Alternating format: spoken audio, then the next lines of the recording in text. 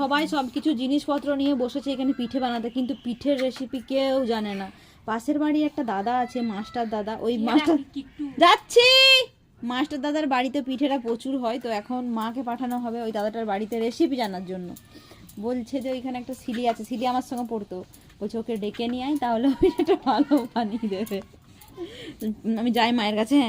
হ্যাঁ ও মা, এই ঠামি কোথায় রে? ও মা, সোমনাথদার ঘর যা, ওই মাংস পিঠার রেসিপিটা জেনে আসবে। আমি যাবো না, কোনো ঘুম পাচ্ছে তো। যাবেন না? তুই যা না, যাচ্ছি না। তোরা দুজন